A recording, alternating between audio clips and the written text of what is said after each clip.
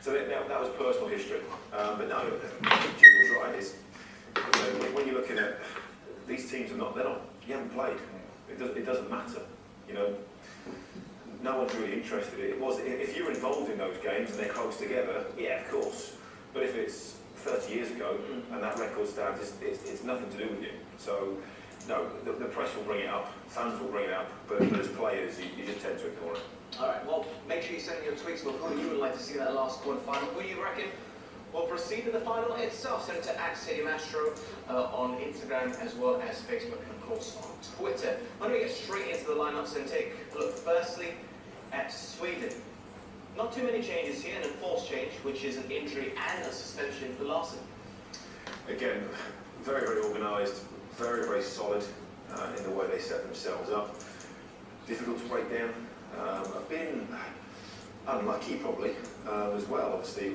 Beat South Korea, were unlucky against Germany. A fantastic goal, obviously, from Toni Kroos, right in the dying moments.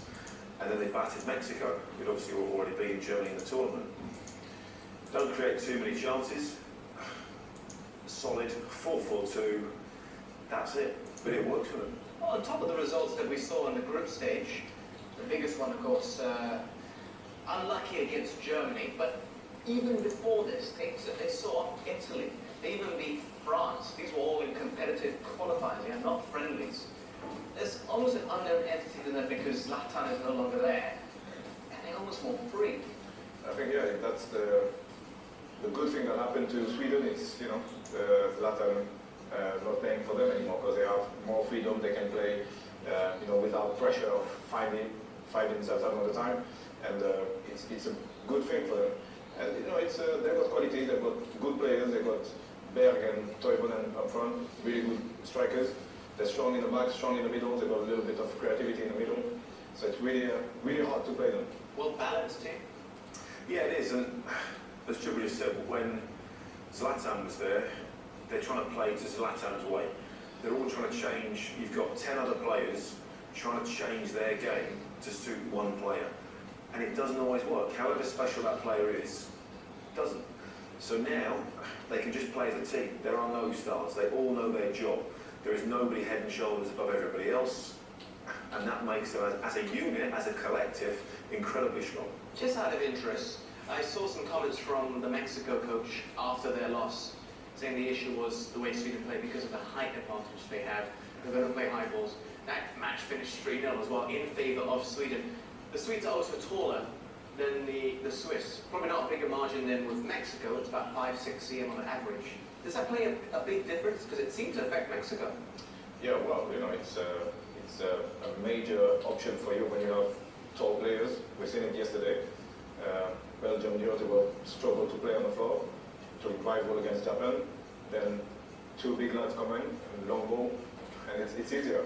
Yeah, it's an option. But Switzerland, they might be smaller, but they're quite good in the air. If you're smaller, you've probably got to be a little bit better to try and negate it. So when they were Barcelona, I think obviously when you had Xavi, Iniesta, Messi. But of course, those are world. And that's the difference. So they can manage to cope with that. But in the real world, a good big one is better than a good little one. Simple as that, because you've got that extra power, height advantage, physicality, and all the rest of it. Like I said, we saw that yesterday. But it's not a huge difference. Obviously, the main players still strong centre halves and centre forward. As long as you've got 4 or 5 big enough lads, Xhaka's still a big lad at the end of the park, you're not going to get absolutely outnumbered from set pieces. But they can't all go up. They can't all be in the box, heading the ball at once. So I don't. In this game, it shouldn't be that big a problem, I would have thought. All right, let's go for a very brief break. We've talked plenty about the Swedes, what about the Swiss? How they're going to be setting up a shot here today. Interesting as well. Plenty more to discuss. The match now about 50 minutes away from kickoff.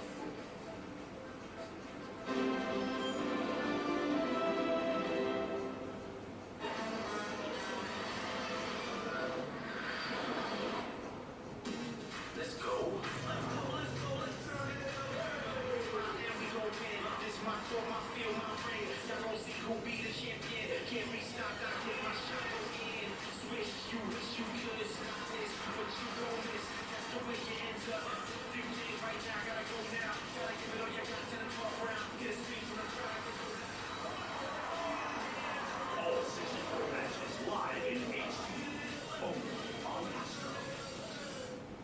first and exclusive.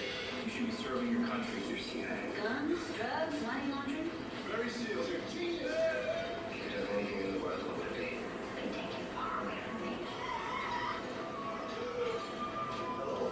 Stranger, we're just gonna let him sleep in our house. God help you. We have home in 5 years. This weekend is about us here together. First and exclusive. All new on Saturdays.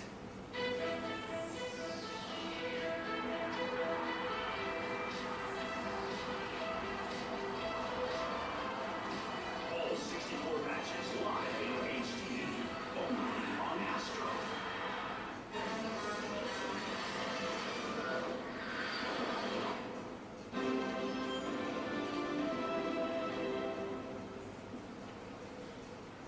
Plenty more apps that you can try out if you haven't done so just yet. Stadium Astro is our main app. You can use it outside of the World Cup, but during the tournament itself, the VR app is something completely unreal, something you've never truly experienced when it comes to watching football. It takes you right to the stadium, to the side of the pitch, the executive box. It's a lot of fun, and it's a completely different way of enjoying the World Cup itself. We're seeing the fans there all gearing up, getting themselves ready. With about 50 minutes to kick off, I'm sure the seats will be slowly filling up over the course of the next hour or so. But gents, I want to talk a little bit about the style of football which Sweden play, how they set up shop, because 4-4-2 seems to be their go-to style. Yeah, it is. It's what they've done for many, many years. It's what they know. Even when Zlatan was there, it was Zlatan plus one. But look at this for organisation. 2 backs of 4. The spaces between the defenders, minimal. Space then between the midfielders, minimal. Perfect distances all the way through. Pretty much you would say, you want, look at that, the defence, every single player 10 yards apart. The midfielders, pretty much the same. And then you've got a striker dropping in to help out. And that makes it incredibly hard. As a centre forward, Jubal, you've got nowhere to run, have you? There is no space. The moment you run into someone, you run into space, you run into somebody else. So they're so organized. It's it's scary because basically you need a really talented player to go 1v1 and try to win free kicks. Because if you try long balls, it's not gonna happen. If you try little balls in the space, it's not gonna happen. In between lines ball, it's difficult. So they're really organized, and it's every game they're like 4-4-2, and it's neat. It's impressive. And they only conceded 1 goal from open play. Kroos's free kick, I know he touched it, I can't class that as open play. Obviously Roy scored in that game as well. But look at them again, behind the ball, just doing what they have to do, being organised, saying, look, there is nowhere to run, there are no gaps. They're quite happy to drop deep, to sit in and around the edge of their box, denying teams the spacing behind. It takes practice, dedication, hard work, and sacrifice as well to do that. Well, we've talked so frequently about pace on the show, how that's such an important attribute to be a footballer. It was probably your most important attribute as well. But if you're playing against a team that's so organised and sits so deep, what can you use of pace? You can be using both. It's not gonna do anything to you. Seems like they're like deep and there's no space to run. So Yeah. It's quite difficult. You have to find other solutions and play tiki-taka and try to find your way. But it's really difficult to play a team that organized. What about the big men up front? And there's one thing which I should also point out about Toivonen as well, is he seems to be a master of the dark arts of the other side of the game, which isn't so visible. Nothing wrong with that. I'm not saying there is, but it's all about winning, and at this level you do everything to win. It doesn't matter. Hey, he's strong, he's awkward, it backs into people.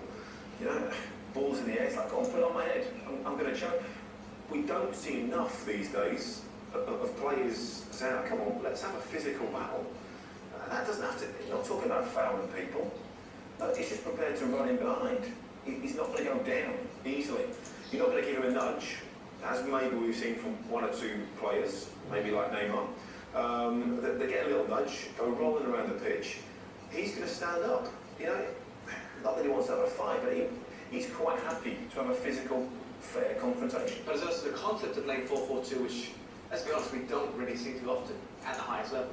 Yeah, it's normally 4-5-1. You know, one striker up front, and yeah, they're two kind of same players, but you know, they work well together. It's a good duo, and I know Bear because he played in Panathinaikos when I left, so he's a really, really good striker, score goals for fun, and yeah, they work well together. Are you a fan of playing alongside another striker? What's your take on it? Yes, it helped, because you know, when I wasn't really fan of defensive work, so you know, when there's another one with you, it's help, and it's always better. And even when you have, you know, two big guys, it's better to be you know, to have a little bit more help. You play with Smith. Yeah, I play with we always play. Generally play 4-4-2. You know, all the way through my career, and it's 4-4-2. But still, you know, one can come short, one goes long, and it ends up a 4-5. You know, it's a starting position, and that always used to be the case. Even as a kid growing up, you know, the first one striker would look to come to feet. If you couldn't play that, the second one would spin, and you look to play down the channels over the top from midfield. Same sort of thing. One comes short, one goes long. Stretch the game. You know, create space for other people. Principles of football are really quite simple. You know, they are. You know, keep the ball, create space for other people, and if there's space, move into it or pass into it. That's never changed. And I think Sweden have their principles, an organisation, and they just keep it simple. They don't try and be anything they're not. What about from the back? Let's just say one of the defenders has the ball. Do you see them as a danger building up from the back? Not always. They can play direct. But again, they'll say, right, okay, safety first. If we have to clear it, we'll clear it. Not always the prettiest, but somewhat. You know, I think we get lost in this notion that everybody has to play like Barcelona, like Manchester City. But not everybody has those players, so you have to find a system and a way of playing that suits your team and that they're happy with. What about someone like Lindelof? It's been a difficult season. He obviously brought in by Mourinho. A lot of money. Yeah, so he's obviously a good defender. You don't get bought by Manchester United or by Mourinho unless you're decent. You know, simple as that. Okay, he's had 1 or 2 issues. Manchester United hasn't quite worked out for him at times, a few mistakes. But sometimes maybe he feels a bit more at home. Maybe he feels a bit more comfortable, you know, in the Swedish team. And that allows him to be more of himself, and his standards rise because of that. It's a bit surprising, given how there was a lot of expectations of him at Manchester United, but we haven't really seen him much at all. But if he has a good World Cup, they're already here in the knockout stage, it could be something for him to build on. Yeah, it can be something, you know, that make him realize that he's a good defender, he's a good player. But then if he's in Manchester United and Mourinho brought him, it's not for, you know, because he likes Sweden. It's because he's a strong and good defender with a good profile. So yeah, it could be a good thing for him, you know, to go as far as possible and to play against really strong strikers and show that he's a good defender. Okay, let's go for a brief break. We really do have to start taking a look at the Swiss. We haven't even really discussed the team news at all, but all that coming up next.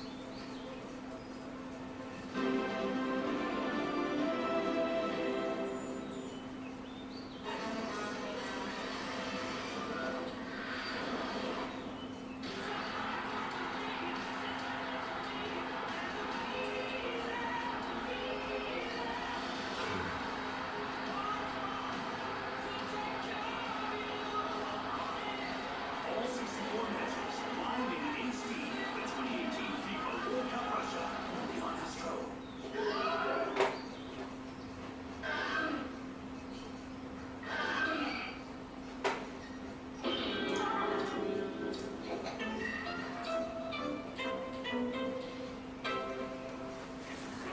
Wear your jerseys and war paint and get ready to party. It's the FIFA World Cup Final viewing party. There's fun for everyone. Games and prizes. The feast of food trucks. Your favorite TV friends. Live performances. And watch the final on our giant screen TV with football legends and a special guest. A great day of family fun. See you at Asia Central 15th July for the FIFA World Cup Final viewing party.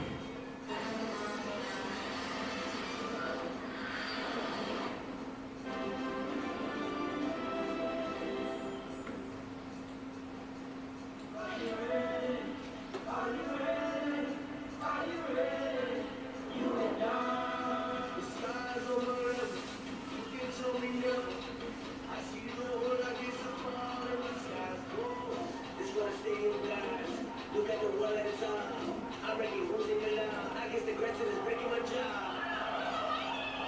Wait a minute. For the love and the heart inside me. Real for the team, no more the trophy life.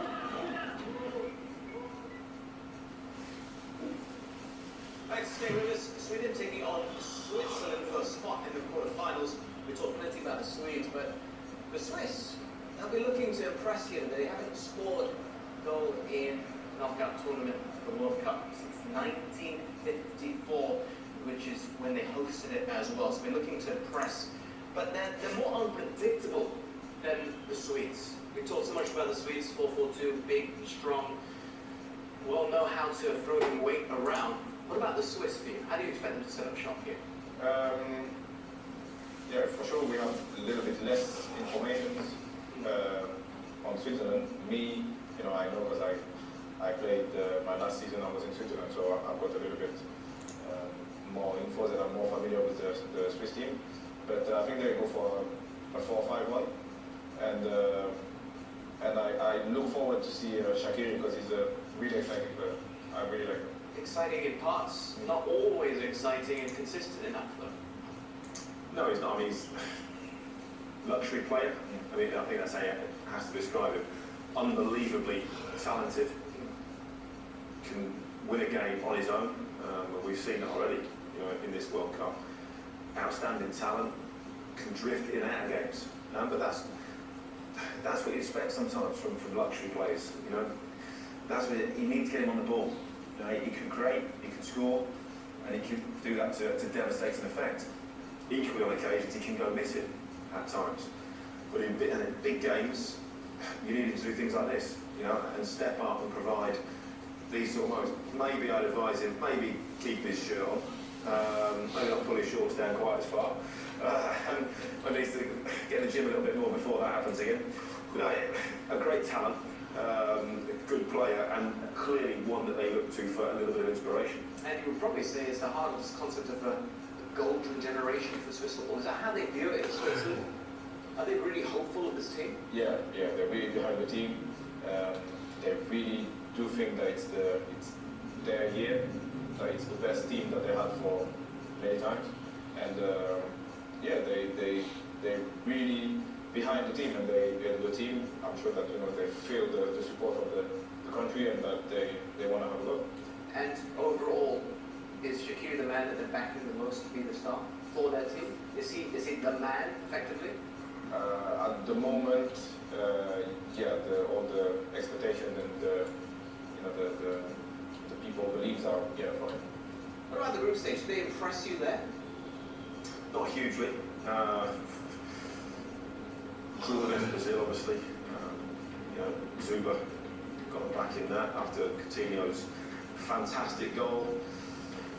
A little bit fortunate maybe against Serbia. We just saw Shaqiri running through in the dying seconds of the match to win that one, and then 2-2 with Costa Rica. So, okay, pluses. They scored in every game, but they conceded in every game as well. But no, Swiss football is good. I think people underestimate it at times because it's a small country in terms of a footballing nation, but they have fantastic facilities. They have a fantastic youth setup.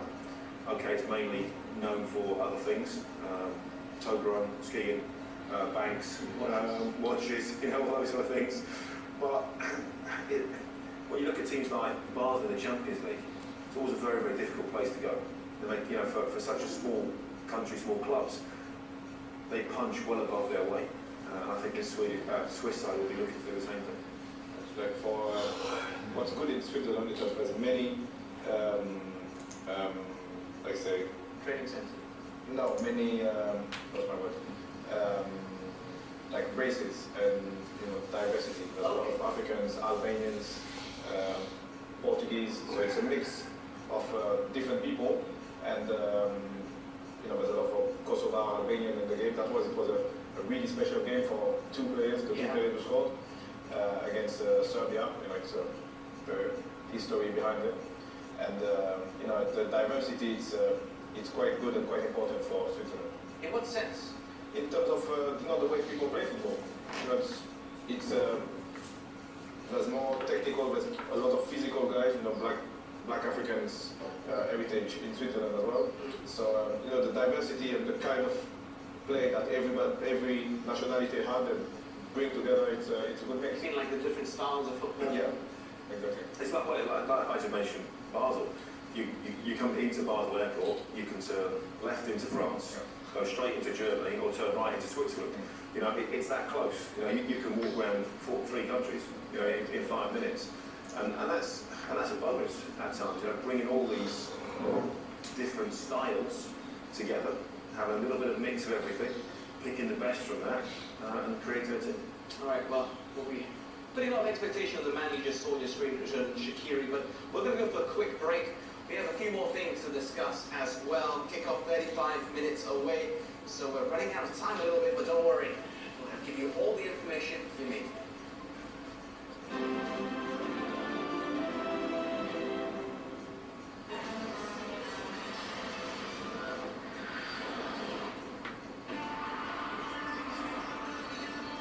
All the action. All the drama. This is a World Cup you're going to remember. Enjoy the closing ceremony with a special performance from the artists of Glitter. Live in HD, right before the final showdown of the 2018 FIFA World Cup Russia Final. Only on Astro Supersport.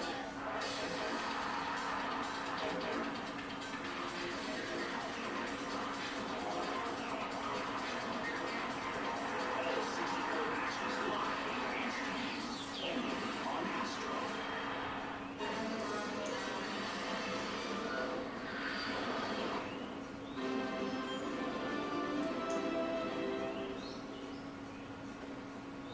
Thanks for staying with us here, and a quick reminder of what you can expect when you head over to Technology. You can actually watch the matches. That means you don't have to worry about being hungry or thirsty and watching the action whilst you try to sort out a meal.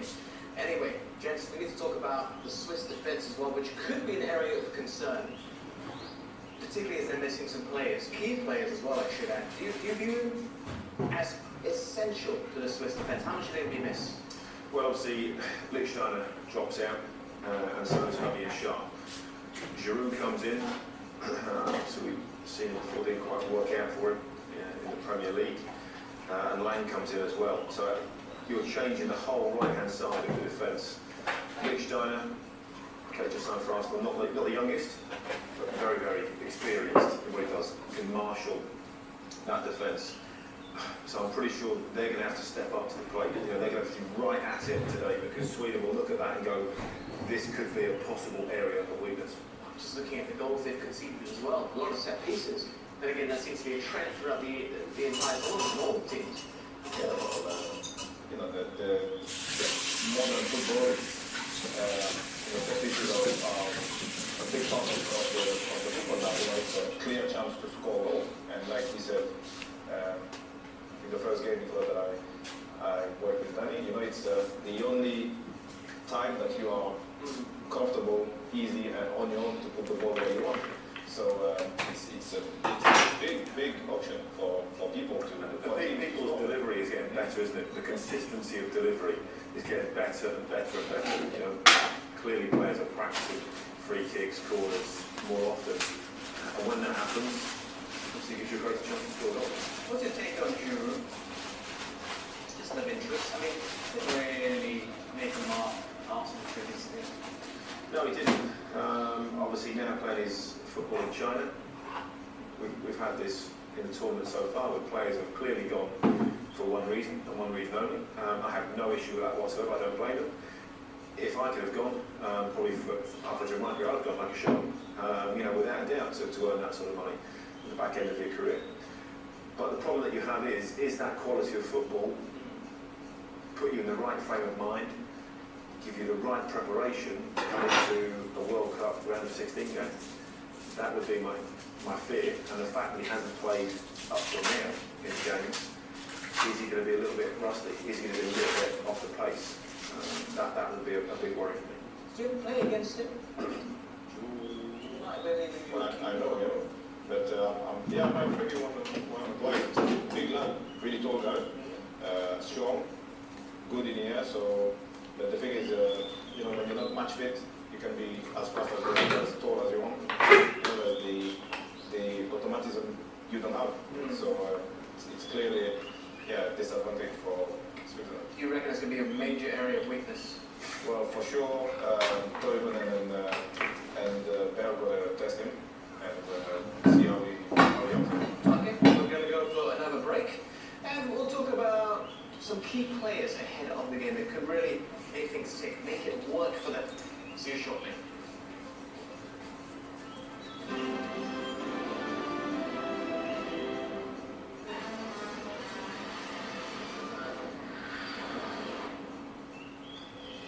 It's not the speed, it's not the power. It's all about the heart. I am where I am today because I can take the punches. Do you want it bad enough? You have to get through me first. Pac-Man, the Makina, the Machine, a showdown in Malaysia. Fight of Champions, Manny Pacquiao versus Lucas Matisse. 15th July, live in HD on Astro Supersport 2 and Astro Arena. Share the journey of these super fans as viewers enter Russia to watch the FIFA World Cup Russia 2018. Witness the excitement and the experience of a lifetime as they live their dreams. FIFA Super Fans, 15 July, 9 p.m. The FIFA World Cup Russia 2018 on Astro Supersport and Astro Go.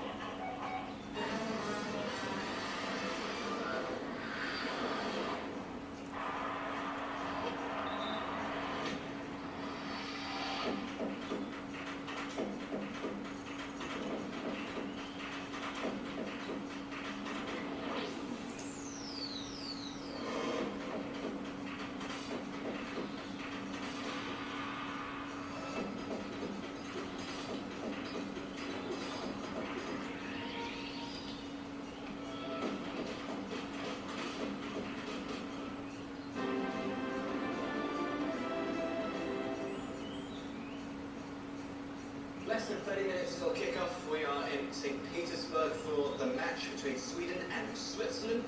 I want to talk about a bit of an unsung hero, if you can call him that, Germani. Has he impressed you so far this tournament? Just looking at his advanced role, the runs that he's been making, playing near the striker, but at times advancing past the striker. And that's what you need your attacking midfielder to do. Who's going to play in that 10, 8 role at times. Get forward, be creative. We've talked about obviously Shaqiri, who likes to play over on one of the wide areas and cut in to create chances. Jamali likes to go through the middle. He's got his goal there. Good follow-up, smashes it home. Yeah, definitely. I think he's again grown into the tournament. Possibly his last chance at going far in a World Cup, being 32 now. Yeah, and maybe it's one of those going, okay, I've got to give it everything. I've got to leave it all out there, give it everything I've got, and see how it goes. Yeah, he's he knows that it's probably his last World Cup, maybe 1 Euro behind in 2 years' time. I like this kind of player because he's a hard worker. At the same time, he's got a good technique, and he runs a lot, cover a lot of space on the field, and he's decisive when time to time. So he's a quite normal player, and it's good to have a player like this in the squad. What about Son, the goalkeeper? He seems to have been around for absolutely ages, of course, as far back as I can remember. Steady hand, reliable for you? Yeah, decent goalkeeper.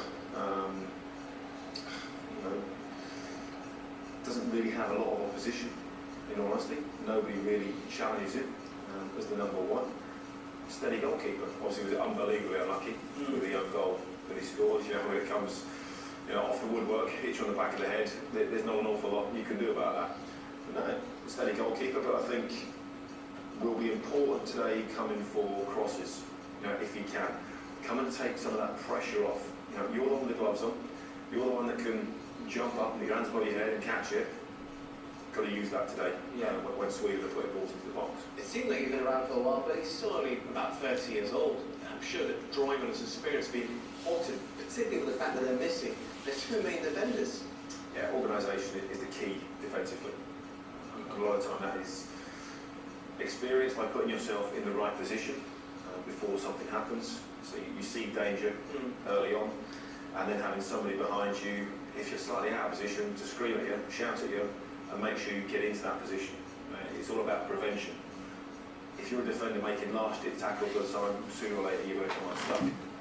Like we talked about the Swedish side. Organisation, be solid, work hard, can be very, very effective, even if you aren't the greatest individuals or technical players. You talk about communication and organisation. I'm just wondering, we often see some keepers are very, very vocal, extremely vocal keepers. How much of the organisation comes from them, and how much comes from the leader in the back four? I mean, particularly for you then, since you played there. Depends what they say. Some keepers just bawl and shout for the sake of it, and you tend to ignore them. I'm sure Cisse was the same when I had strikers and with some players who scream and shout all the time. You go, I'm listening to them. It's got to be the right information. There's no point in giving out silly orders or silly shouts. What are you looking for in terms of instructions? Well, you're bringing, open your shoulders up. Don't get caught face to plate. Where's your man? He's on your shoulder. He's behind you. Tuck in a little bit. Come around. No, just simple. So a goalkeeper can see everything from his position. So what he's trying to do is say, okay, I can see where there might be a little bit of a gap. You're 3 or 4 yards out of position. Drop to your left. There's a man behind you. You've not seen it. Very, very simple. It isn't. It shouldn't be difficult. But goalkeepers that rant and rave, that scream and shout unnecessarily, that information is no good either. It has to be the right information. At the same time, though, you could argue it's keeping them focused. Yeah, well, that was too far from the goalkeeper team for him to give me information. But I was close to all the goalkeepers and see, the way he was talking to the defenders. And yeah, for me, it's important to give the right information, not to, shout and talk for the sake of it and just talk for talking. It's useless. And who was the worst at that? Who was the worst at just shouting and shouting and shouting and shouting? It's not the worst, but let's say that Gallagher is known for this. He's known for shouting and screaming all the time. But at the same time, he was really clever, and when he talks, it makes sense that he was shouting. Yeah, did he shout a lot? Yeah, well, I didn't have the chance to play with it. So. Against him, maybe. Were you a vocal person? Towards the end of my career, yeah, I think it's something you learn as you get more experienced. And as a defender, what you find is you can make your job an awful lot easier by getting the people in front of you to do the work for you. If you get your midfielders in front of you to do their job, put them in the right positions, stops you having to run. It stops you having to do all that work. And that's why you see some of the best centre-halves in the world. John Terry, 2 seasons ago, when Chelsea won the league. 34, 35 he was at the time. Exceptional. Didn't run anywhere. Just organised everybody else. Right, you get in front of Matic, get in front of me, and you stop everything. Tuck in there, you do this, you do that there. I'm just going to stand there and pick up the pieces. And that's what good defending is. It's about sometimes just being the best organiser. Interesting. I'm asking all of these questions because I'm wondering why we've only had 1 goalless game this entire tournament. Because the art of defending's gone out the window. It's not 3, 4, 5, no, probably longer than that. 10, 12 years ago, it's suddenly it's unfashionable. Every kid on the street wants now to be number 10. Everybody wants to be a centre forward scoring goals. Now it's the number 10. Everyone wants to be creative. The emphasis has gone back to you've got to be out of play, even from the back. And you look at England with lads like John Stones, and it's maybe gone too far. We don't get Rio Ferdinands, we don't get John Terrys anymore. Players that just enjoy, or too many players that just enjoy defending. And Nemanja Vidic, for example, players like that, there aren't many of them about. They're a dying breed. Chiellini, Italy and Juve. It's just that cyclical thing in football where no one really wants to be a defender.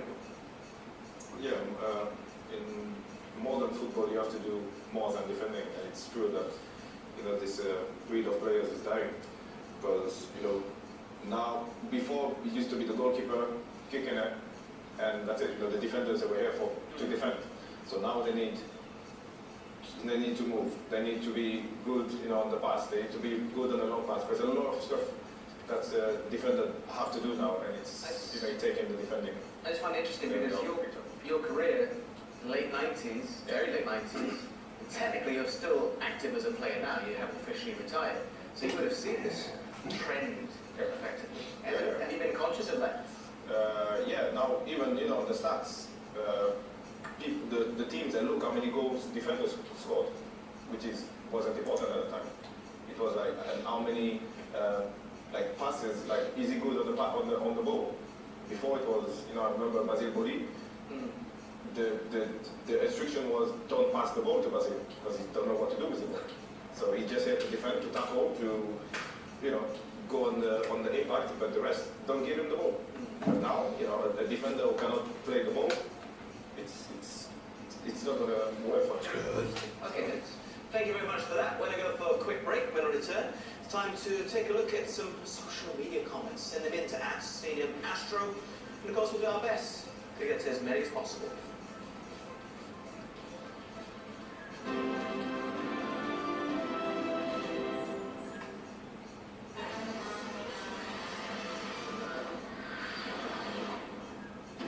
Creatures of the night rise on demand.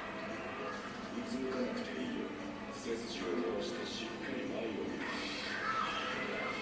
Dangerous darkest enemy will haunt you. In a terrifying battle of good versus evil. This weekend, watch Anime from the Dark Side non-stop on demand. Now we're connected PVR and Astro Go.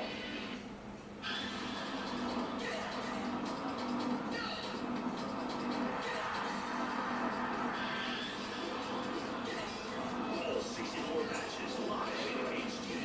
Only on Astro.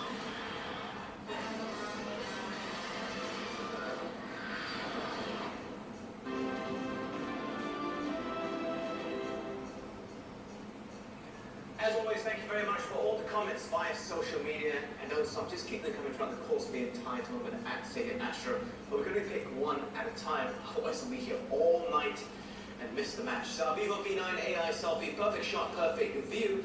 Comment comes from Issa, who says, I'm not comparing, just overall abilities as a midfielder. Xhaka is playing way more freely than he used to do at Arsenal.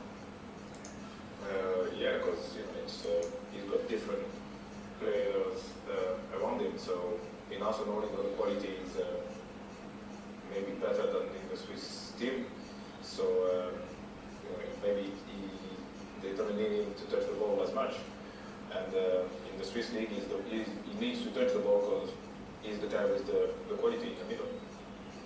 I think sometimes players are just better suited to playing international football. They feel more at home.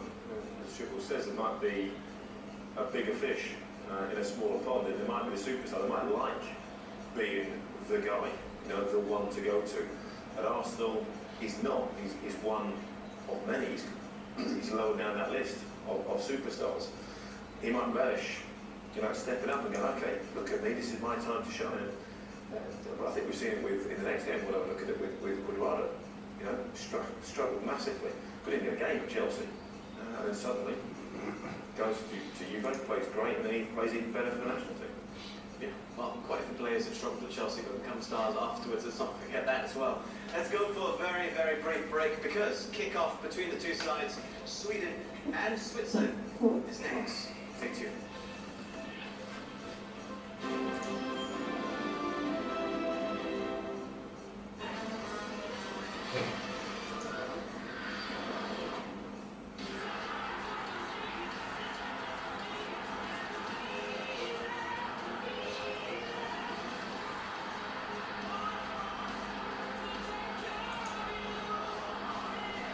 All 64 matches live in HD. The 2018 FIFA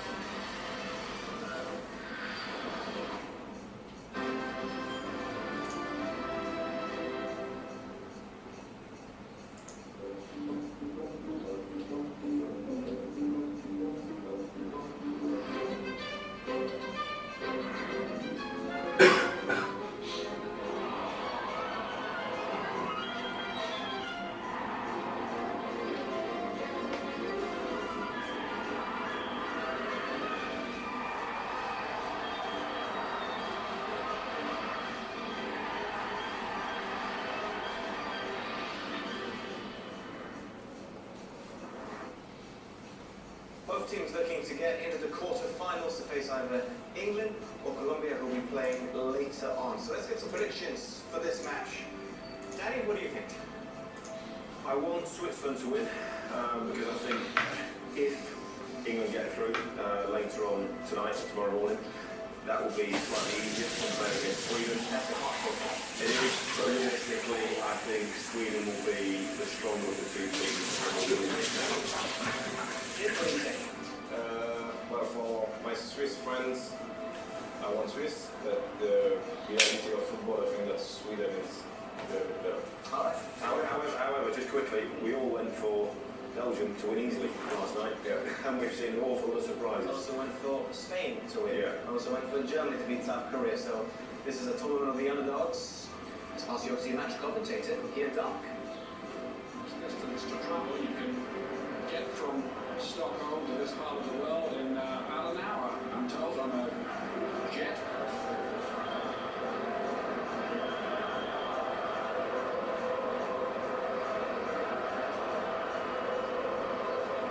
Of this one will play the winners of the later tie today between England and Colombia in the quarterfinals in Samara on Saturday. But none of those players are thinking about that at the moment.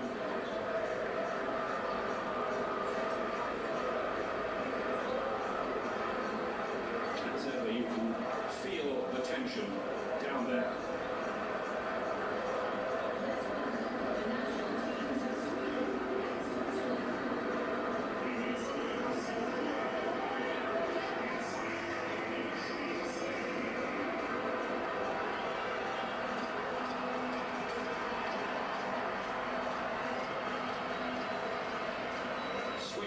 Switzerland enter the World Cup stage, battling for a place in the quarter-finals.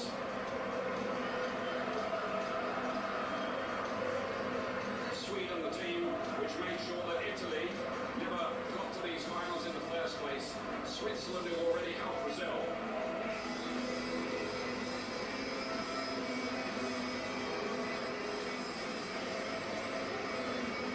Sweden finalists when they were hosts in 1958, followed their 17-year-old Pelé and the great Brazilian side at the time. Switzerland have never been any further than the quarterfinals themselves. Ladies and gentlemen, please. First of all, it'll be the national anthems.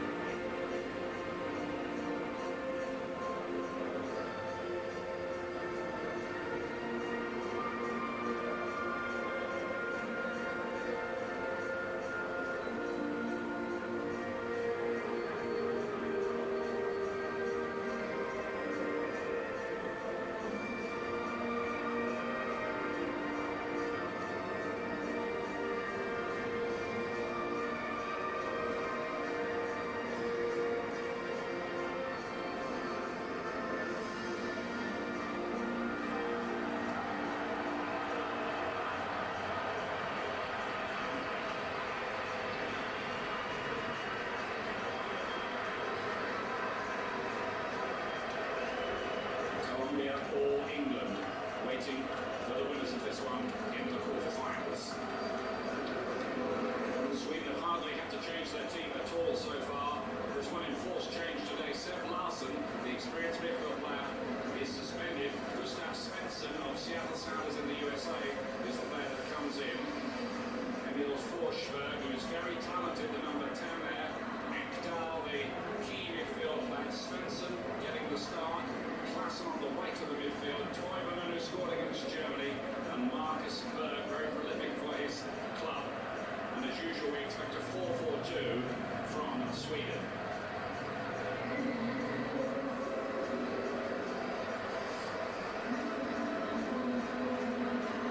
The famous yellow and blue colours. Damir Skomina, an experienced Champions League official, is in charge today.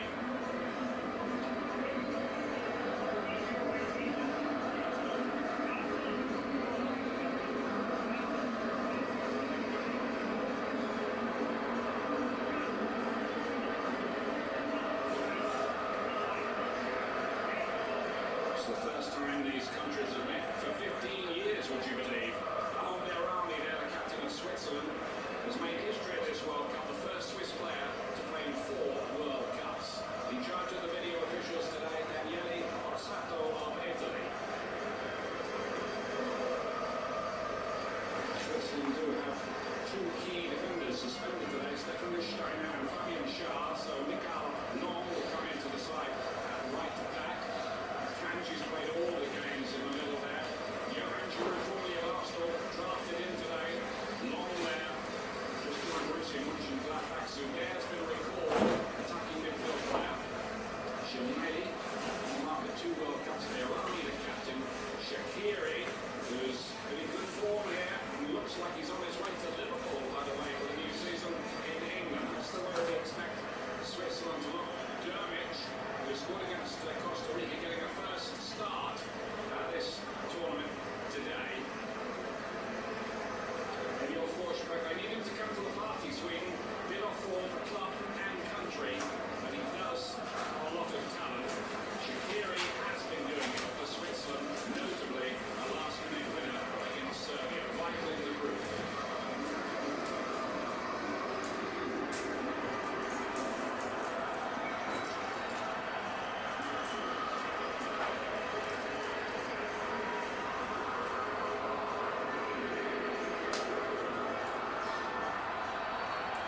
Sweden getting us underway here in St. Petersburg, where the fans come to a park on their way to the ground with a roller coaster ride.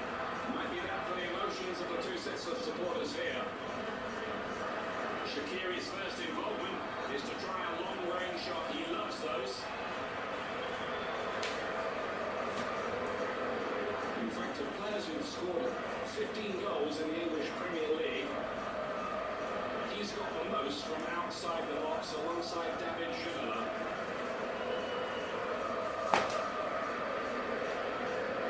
Never needs a second invitation, usually Shaqiri. If you need the identification, Swiss on, of course, in their red shirts here. Not made it to the last 8 since they hosted the tournament back in 1954. Sweden in the knockout rounds now for the 4th time in a row when they've made the World Cup. They didn't qualify the last couple of finals.